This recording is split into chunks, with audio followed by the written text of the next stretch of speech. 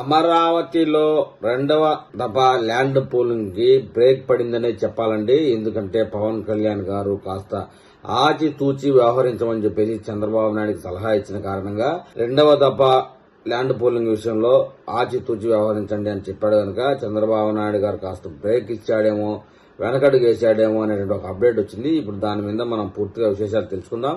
గతంలో కూటమి ప్రభుత్వం చెప్పినట్టు అమరావతి రాజధాని ఫేజ్ 2 విస్తరణపై ఏమైనా బ్రేక్ పడిందనే చెప్పాలి.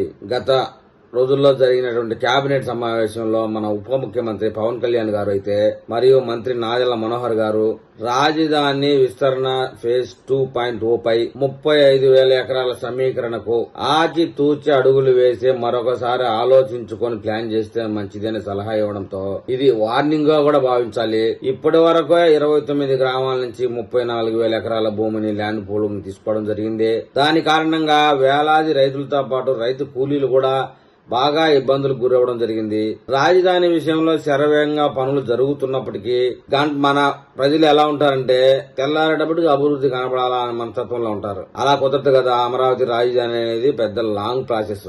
ఇది కొంచెం అభివృద్ధి కంటికి కనపడాలంటే మాక్సిమం 3-4 సంవత్సరాలు పడుతుంది. అందువల్ల అభివృద్ధి కనపడడం లేదు అని కొంతమంది వ్యతిరేకులు గాని, కొంతమంది అవగాహన లేని వాళ్ళు గాని ప్రచారం అయితే చేస్తా ఉన్నారు. ఏమైనా సరే అభివృద్ధి కనిపించాలంటే మినిమం 2 సంవత్సరాల నుంచి 3 సంవత్సరాలైనా సమయం కావాలి.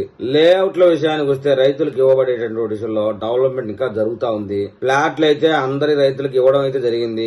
ఆ ఫ్లాట్లకు సంబంధించి మౌలిక సదుపాయాల కల్పనలో నిమగ్నమై ఉన్నారు. అమరావతిలో ఎలాంటి అభివృద్ధి కనబడకుండానే, అభివృద్ధి చూడకుండానే ఎంతసేపు అంతర్జాతీయ విమానాశ్రయం అంటూ, స్పోర్ట్స్ సిటీ అంటూ, కొత్త కంపెనీలంటూ మరొక 35,000 ఎకరాలు ల్యాండ్ పూలింగ్ కోసం తీసుకుంటే గనక ప్రజల్లో భారీ వ్యతిరేకత వ్యక్తమయ్యే ప్రమాదం కనబడతా ఉంది అనే సంకేతాలు పవన్ కళ్యాణ్ ద్వారా చంద్రబాబు నాయుడుకి చేరడం ద్వారా రాష్ట్ర ప్రభుత్వం అయితే వెనకడుగు వేసినట్టుగా చెప్పుకోవాలి. మనకైతే ఇప్పటికిప్పుడు ల్యాండ్ పూలింగ్ చేసే అవకాశాలు అయితే కనబడడం లేదు. అయితే ఇంకొక విషయం కూడా చెప్పుకోవాలి. 35,000 ల్యాండ్ పూలింగ్ కాకుండా ప్రభుత్వానికి కావాల్సిన 10,000 ఎకరాలే కాబట్టి భూ సమీకరణ అనే విషయంలో సాధ్యమైనంత తక్కువగా చేయాలి అని చెప్పేసి జనసేన పార్టీ తరఫున చంద్రబాబు నాయుడుకి ఒక అభ్యర్థన వెళ్లింది. దీని విషయంలో మన ముఖ్యమంత్రి నారా చంద్రబాబు నాయుడు కూడా సముచితంగా వ్యక్తపరుస్తా ఉన్నాడు. దీని మీద ఒక కేబినెట్ సబ్ కమిటీ వేయడం జరిగింది.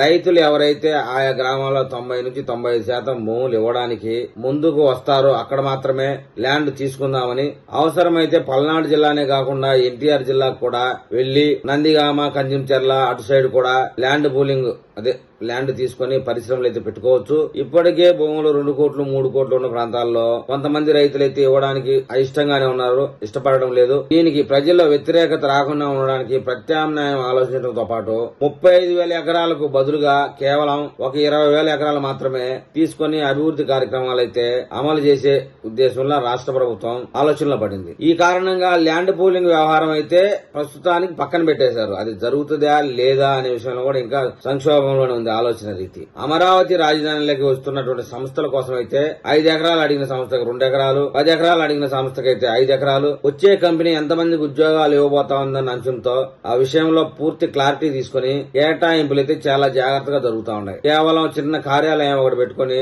అలాంటి సమస్యలు గాని ఉంటే కేవలం అరెకరానికే దాన్ని సర్దుబాటు చేస్తా ఉన్నారు. అన్ని కార్యాలయాలు రాబోతా ఉన్నాయి. అమరావతిలో అయితే మటుకు సాఫ్ట్వేర్ కంపెనీలు కూడా కార్యాలయాలు పెట్టడానికి సంసిద్ధం వ్యక్తం చేస్తా ఉన్నాయి. అంతర్జాతీయ విమానాశ్రయం కూడా వస్తే గనక రాజధానికి రాకపోకలు సులువుగా ఉంటాయన్న ఒక ఉద్దేశం మీద ఇంటర్నేషనల్ కనెక్టివిటీ ఏర్పడుతుంది కనుక దాని తర్వాత బహుళ జాతి సంస్థలు, పెద్ద పెద్ద కంపెనీలు వచ్చే అవకాశం పుష్కలంగా ఉంటుందని చంద్రబాబు నాయుడు ఊహించడం జరిగింది. అయితే ఈ ల్యాండ్ పూలింగ్ వ్యవహారం కాడికి వచ్చినప్పటికీ ఇప్పుడు ప్రశ్నాత్మకంగా మారింది. ప్రజలు దీని విషయంలో ఎలాంటి నిర్ణయం వెలిపించబోతా ఉన్నారనే విషయంలో మరిన్ని వివరాలతో మళ్ళీ ఒక వీడియోలో మీతో కలుస్తాను.